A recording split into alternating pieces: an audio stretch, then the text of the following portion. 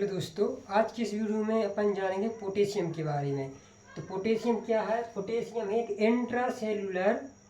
Intracellular cations है। ठीक है, ये मेन रूप से इंट्रासेलुलर पाया जाता है और ये एक्स्ट्रा सेलुलर भी पाया जाता है, मगर जो एक्स्ट्रा सेलुलर पोटेशियम है बहुत कम पाया जाता है। जो भी एक्स्ट्रा सेलुलर पोटेशियम पाया जाता है उसकी जो रेंज है वो यहाँ पर लिखिए 3.5 से लेकर 5.0 मिली इक्विवेलेंट पर लीटर। यानी कि जो रेंज आपको दिख रहा है बोर्ड पर, ये जो रेंज है ये एक्स्ट्रा सेलुलर पोटेशियम की रेंज है। ठीक है, अब ये देख लो कि इंट्रा सेलुलर पोटेशियम और एक्स्ट्रा सेलुलर पोटेशियम आयन, मतलब इंट्रा सेलुलर पोटेशियम आयन कहाँ पाया जाएगा और एक्स्ट्रा पोटेशियम आयन कहाँ पाया जाएगा। ठीक है, तो मान लो ये एक सेल है अपने पास, ये है सेल। ठीक है, अब जो cells intracellular potassium ion से यहाँ पर यह मतलब है कि जो भी पोटेशियम सेल के अंदर पाया जाएगा, ठीक है, पोटेशियम आयन सेल के अंदर पाया जाएगा उसे कहते हैं इंट्रा सेलुलर पोटेशियम आयन। क्या? Intra cellular potassium ion. ठीक है, और जो सेल्स के बाहर पाया जाएगा, प्लाज्मा पाया जाएगा, उसे कहते हैं एक्स्ट्रा सेलुलर पोटेशियम आयन। क्या कहते हैं?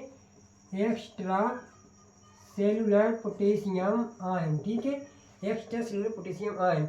तो जो यहाँ पर रेंज लिखी हुई है ये है एक्स्ट्रा सेलुलर पोटेशियम आयन की रेंज। ठीक है, तो ये है इंट्रा सेलुलर और एक्स्ट्रा सेलुलर। ठीक है, अब देख लेते हैं पर इसके फंक्शन की। बॉडी में पोटेशियम की क्या फंक्शन रहते हैं? ठीक है, ह्यूमन बॉडी में पोटेशियम कैसे वर्क करता है, तो फंक्शन देख लेते हैं पोटेशियम के। तो जो पोटेशियम क्या करता है कि एसिड बेस बैलेंस और वाटर बैलेंस सेल्स के अंदर मेंटेन करता है। क्या करता है कि एक तो सेल, ये मान लो एक सेल है अपने पास, अब इस सेल का जो भी एसिड बेस बैलेंस है, साथ साथ वाटर बैलेंस है। ठीक है, वाटर बैलेंस है, तो और ये रेगुलेट करेगा क्या? Potassium ion.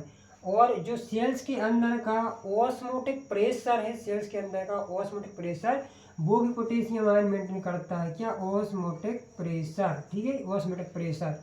और क्या करता है ये कि जो ग्लाइकोलाइसिस की साइकिल बॉडी में चलती है, सेल्स के अंदर ग्लाइकोलाइसिस होती है, तो उसमें एक एंजाइम है पायरूवेट काइनेज। पायरूवेट काइनेज की जो ऑप्टिमम एक्टिविटी है वो इसके कंसंट्रेशन पर डिपेंड करती है। किसके? पोटेशियम की। यदि पोटेशियम का कंसंट्रेशन ठीक रहेगा तो पायरूवेट काइनेज है वेल फंक्शन करेगा, बहुत अच्छे से काम करेगा। ठीक है, वेल फंक्शन परफॉर्म करेगा पायरूवेट काइनेज एंजाइम। ठीक है, और साथ साथ क्या है, जो भी अपनी नर्व वगैरह है, ठीक है, क्या है?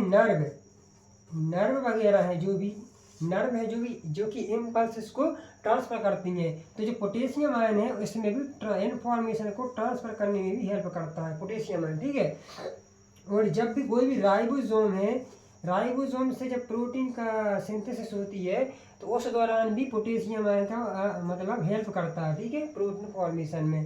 ठीक है, तो ये है जिसके फंक्शन किसके? इंट्रा सेलुलर पोटेशियम आयन की। किसके? इंट्रा सेलुलर पोटेशियम आयन के फंक्शन है ये। अब एक फंक्शन है एक्स्ट्रा सेलुलर पोटेशियम आयन। जो एक्स्ट्रा सेलुलर पोटेशियम आयन है वो क्या करता है कि जो भी हार्ट मसल है, हार्ट मसल की एक्टिविटी को इन्फ्लुएंस करता है। ठीक है, जो भी अपनी हार्ट कार्डियक मसल्स है उनकी जो एक्टिविटी है उसको इन्फ्लुएंस करता है क्या? Extra cellular potassium ion. ठीक है, तो ये फंक्शन है ह्यूमन बॉडी में पोटेशियम आयन की। ठीक है, ये क्या फंक्शन है? अब देख लेते हैं अपन इसकी डिक्रीज और इंक्रीज कंडीशन, यानी कि हाइपोकैलेमिया और हाइपरकैलेमिया। ठीक है, तो देखते हैं अपन क्या एक टर्मिनोलॉजी हाइपोकैलेमिया। तो यहाँ पर अपन सबसे देखते हैं क्या?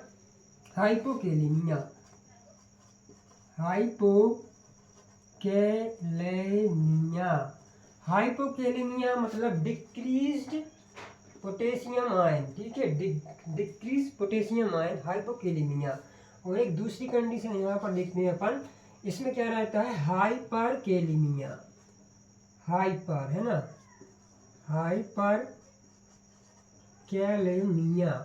हाइपरकैलेमिया। यहाँ पर डिक्रीज रहता है, हाइपो मतलब डिक्रीज और हाइपर मतलब इंक्रीज कंसंट्रेशन पोटेशियम आयन का। ठीक है, यदि इस रेंज से कम होगा तो हाइपोकैलेमिया की कंडीशन बॉडी में बनेगी, और इस रेंज से यदि ज़्यादा होगा 5.0 से पोटेशियम आयन ज़्यादा होगा सीरम में तो हाइपरकैलेमिया की कंडीशन देखने को मिलेगी। ठीक है, तो अब देख लेते हैं, अब अपन यह जानते हैं कि ये कंडीशन किन किन कंडीशन में देखने को पर मिलती है। जैसे मान लो चलो यहाँ पर ये क्या है, हाइपोकेलेमिया है। तो हाइपोकेलेमिया किस कंडीशन में देखने को मिलेगा, तो जो हाइपोकेलेमिया है, यदि किसी को कुशिंग सिंड्रोम है, क्या है कुशिंग सिंड्रोम, ठीक है, कुशिंग सिंड्रोम है, किसी को कुशिंग सिंड्रोम की कंडीशन में भी हाइपोकेलेमिया हो सकता है, ठीक है। और कॉर्टिसोन थेरेपी, ठीक है, कॉर्टिसोल थेरेपी चल रही हो, ठीक है, उस कंडीशन में क्या हो सकता है। और तीसरी कंडीशन क्या है, डायबिटिक कोमा इंसुलिन थेरेपी, ठीक है। तो इस कंडीशन में भी हाइपोकेलेमिया देखने को मिलता है। और चौथी कंडीशन क्या है, यदि प्रोलॉन्ग्ड क्या हो सकती है, प्रोलॉन्ग्ड वॉमिटिंग एंड डायरिया, ठीक है, प्रोलॉन्ग्ड वॉमिटिंग एंड डायरिया हो जाए तो उस कंडीशन में भी हाइपोकेलेमिया हो सकता है। और एक कंडीशन और है, कौन सी कंडीशन हाइपोकेलेमिया में, कि यदि कोई भी अपन पेशेंट को वेंस के द्वारा, ड्रिप के द्वारा ऐसा फ्लूइड दे रहे हैं जिसमें पोटेशियम आयन एब्सेंट है, या अपन बोल सकते हैं कि फ्री फ्रॉम पोटेशियम आयन, तो उस कंडीशन में भी हाइपोकेलेमिया की कंडीशन बॉडी में बन सकती है, ठीक है।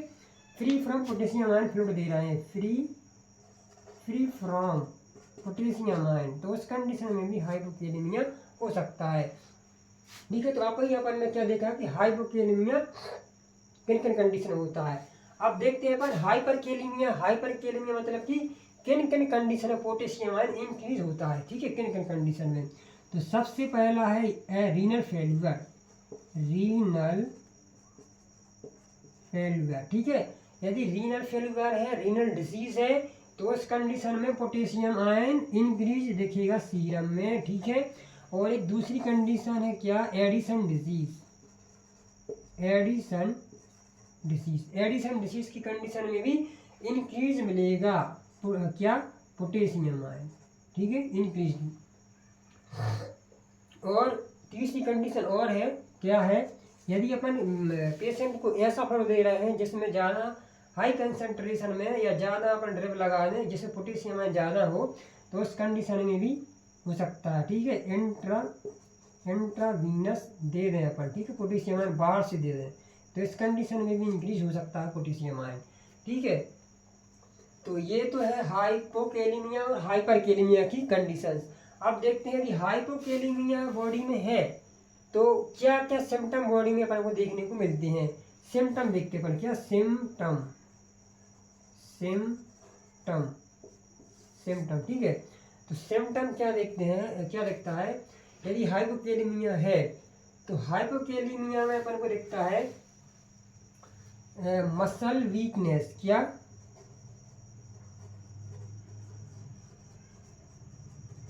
मसल वीकनेस देखने को मिलेगी, ठीक है। और क्या मिलेगा,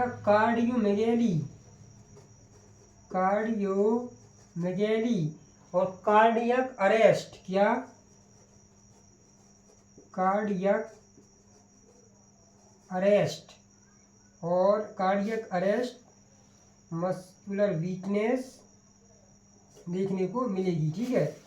और ईसीजी कराएंगे यदि पेशेंट का, ईसीजी इलेक्ट्रोकार्डियोग्राम, तो उस कंडीशन में जो टी वेव है ईसीजी में वो ऐसी रहती है इस प्रकार से, तो वो इस प्रकार से ना होगा कि फ्लैट हो जाती है, ठीक है, फ्लैट हो जाती है, तो टी वेव फ्लैट मिलेगी अपन, ठीक है, कार्डियोमेगैली, कार्डियक अरेस्ट, ठीक है।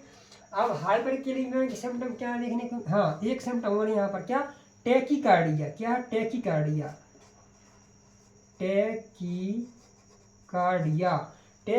का मतलब है कि पल्स रेट हाई हो जाना, यानी हार्ट की जो नॉर्मल रिदम है, जिस बीट से हार्ट रिदम से चलता है उस रिदम से ज़्यादा तेज पंप करने लगता है, जल्दी कॉन्टैक्ट और रिलैक्स होता है जल्दी, तो उसमें क्या कहते हैं, टैकीकार्डिया कहते हैं उसे, ठीक है। अब इसके सिम्टम देखते हैं अपन हाइपरकेलेमिया की कंडीशन में सिम्टम। तो हाइपरकेलेमिया में सिम्टम क्या देखिएगा अपन को, हाइपरकेलेमिया में अपन को देखिएगा सेंट्रल नर्वस नहीं, डिप्रेशन सेंट्रल नर्वस, ठीक है, डिप्रेशन सेंट्रल नर्वस, ठीक है, डिप्रेस सेंट्रल नर्वस सिस्टम, और मेंटल कंफ्यूजन, ठीक है, मेंटल कंफ्यूजन क्रिएट होगा यदि किसी की बॉडी में पोटेशियम आयन का कंसंट्रेशन ज़्यादा हो गया तो उसको मेंटल कंफ्यूजन होने लगेगा, ठीक है, कंफ्यूजन होगा वो, ठीक है। और क्या देखने को मिलेगा इसके बाद, हाँ इसके बाद इसमें देखने को मिलेगा नम्बनेस, क्या नम्बनेस, ठीक है, नम्बनेस क्या है, झुंझुनापन, बॉडी में झुंझुनापन यदि है तो अपन कहते हैं कि उसे हाइपरकैलेमिया हो सकता है, ठीक है, नम्बनेस। और क्या देखने को मिलेगा, हाँ ब्रेडिकार्डिया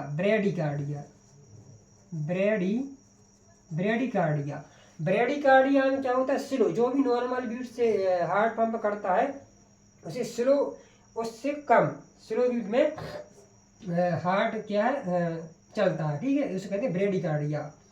और क्या हो सकता है, कार्डियक अरेस्ट हो सकता है, इसमें भी कार्डियक अरेस्ट हो सकता है, ठीक है, कार्डियक अरेस्ट हो सकता है। तो ये क्या है, क्लिनिकल सिग्निफिकेंस है पोटेशियम आयन का, और ये सिम्टम है बॉडी में क्या का सिम्टम देखने को मिलेगी। हाँ, और यदि तुम हाइपरकैलेमिया यदि है और यदि आपने ईसीजी कराई, ठीक है, ईसीजी करवाई तो यहाँ पर टी वेव यहाँ क्या थी, फ्लैट थी, यहाँ पर मोर एलिवेटेड टी वेव देखने को मिलेगी हाइपरकैलेमिया की कंडीशन में, ठीक है। तो ये है इसके सिम्टम, और ये इसके सिम्टम है, ये हाइपोकैलेमिया की क्लिनिकल कंडीशन में होता है ये है, और हाइपरकैलेमिया क्लिनिकल कंडीशन में होता है ये, इस प्रकार है, ठीक है। तो ये है पोटेशियम आयन। और एक क्वेश्चन आता है कि हीमोलाइज यदि ब्लड है तो उसमें कौन सा आयन मोर एलिवेटेड आएगा। तो हम आपको बता दें कि जो पोटेशियम है ये इंट्रासेल्यूलर, इसका कंसंट्रेशन ज़्यादा पाया जाता है। अब यदि सेल लाइसिस हो जाएगी तो जो इंट्रासेल्यूलर पोटेशियम आयन है, मान के चलो ये सेल है, इसमें जो पोटेशियम आयन है अंदर, यदि ये सेल रप्चर्ड हो जाएगी तो ये पोटेशियम आयन आ जाएगा बाहर, और ये जो हीमोलाइज ब्लड में होता है ये, तो ये पोटेशियम आयन बाहर आएगा तो ये इसका कंसंट्रेशन एक्स्ट्रा सेल्यूलर बढ़ जाएगा।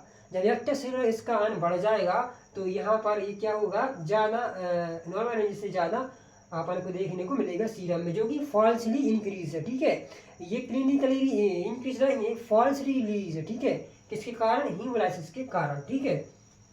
तो यह है पोटेशियम आयन। यदि ये आपको वीडियो अच्छी लगी है तो मेरे इस चैनल को सब्सक्राइब कमेंट जरूर करें। धन्यवाद।